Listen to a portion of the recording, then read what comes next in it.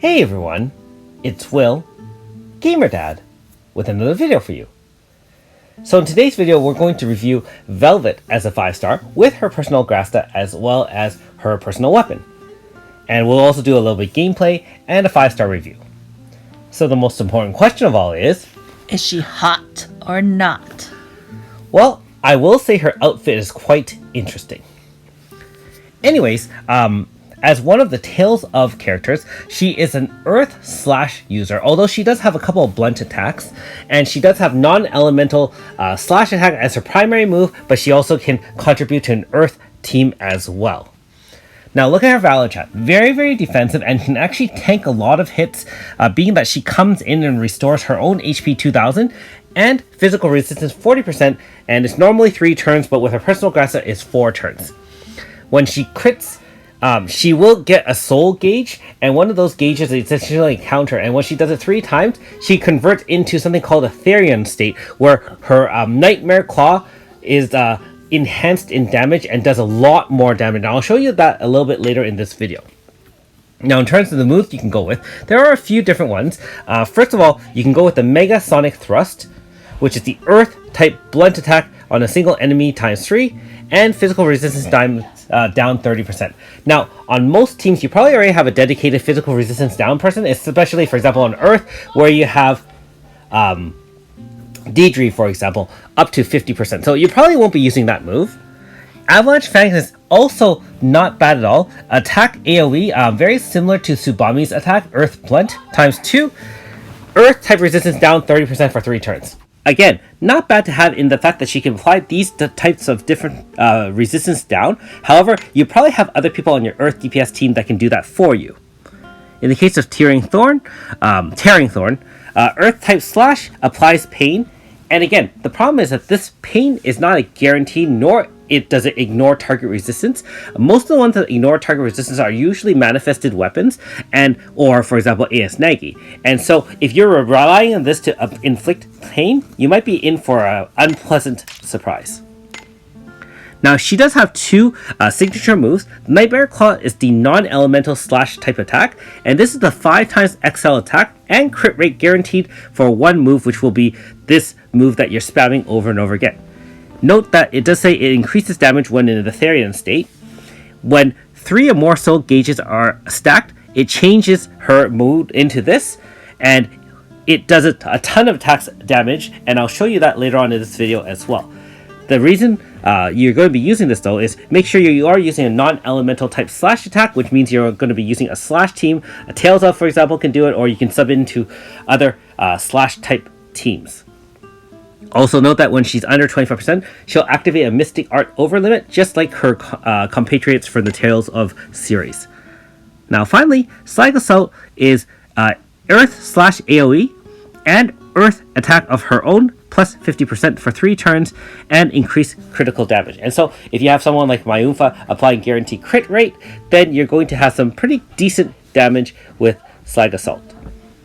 So she does fit into a number of different teams, although she has some blunt moves. Really is either a Earth team, slash team, or some combination of. So let's go with her 5-star board. You can see her 5-star moves there, Nightmare Claw as well as Slag Assault. And just like the other Tales of characters, she only really has the sword personality. The Tales of doesn't really count for anything right now. In terms of her Grasta, I only left her VC Grasta there because realistically, you'll have to tailor your Grasta depending on whether or not you're using her for non-elemental or elemental attacks. Let's take her out for a spin. Now, if you haven't already, make sure you like and subscribe to my channel. I really appreciate it. I also do have a Patreon account for those who want to support me this way. So first of all, let's use her Avalanche Fang. Obviously, pretty easy in terms of clearing off some of these weaker mobs, especially they're weak to Earth.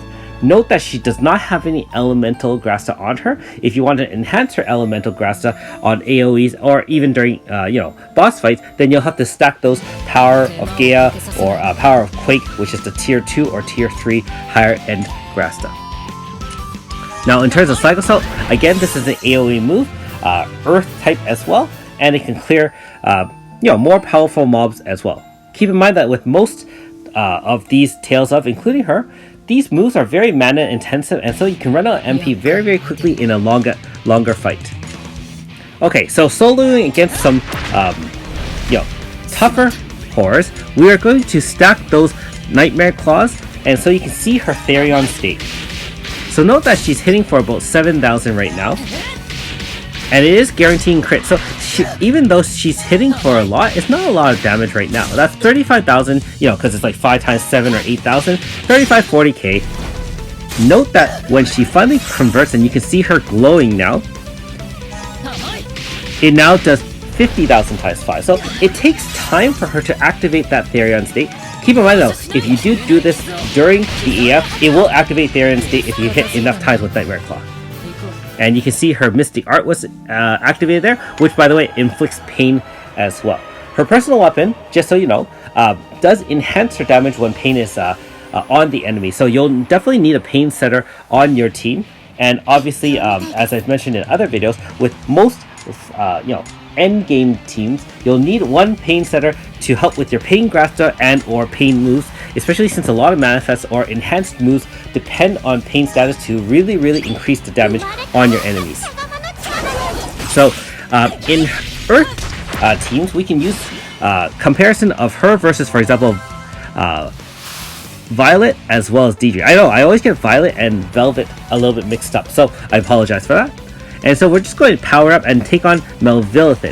Now Melvillithin was a really tough boss back in the day. Of course, power creep has really affected it, and so not nearly as scary nowadays. If you see, we only went to 2 turns and we already dealt half its HP before. Holy smokes, it was just like whittling it down because there's no Earth Zone, no additional kind of major ways to deal a lot of damage.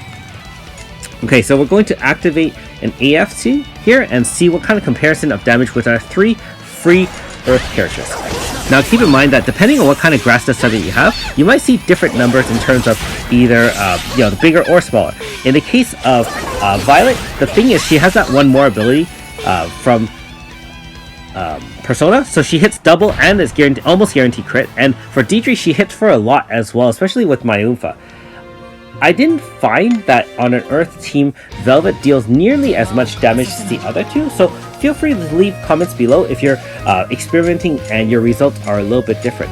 As for right now, I don't find her Earth damage that impressive, shall I say. Now in the case of on Slash non-elemental team, we've taken out Renri OG and we've decided to sub in Violet to just kind of see what we're at. So she's already in the Therion state here. Hold on. Sorry, not quite there. I actually equipped a bunch of non-elemental and pain grasta there. So we're actually doing a fair bit of damage now, and she hasn't even established Therion state. So if you have a lot of grasta, you can see the damage is quite substantial, and note that there is pain status on the enemy, the bag, so we can deal a ton of damage. Okay, so she converted to Therion right there. She's glowing red now, and you can see it's a couple 100,000 per hit. But again, compared to some of her, other people on the team, Yuri is doing a lot of damage. Quattro Drive is just insane there, and although she's doing a fair bit, and she does do a lot of hits, so I mean it's a contribution to the AF.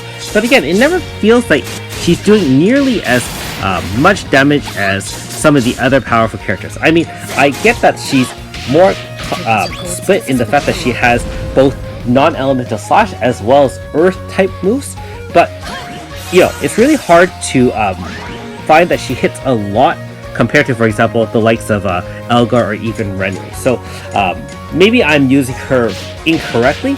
I do think that as a free character, she does give a lot of versatility to your team in the fact that she fills 2 roles essentially: earth and slash or non-elemental DPS.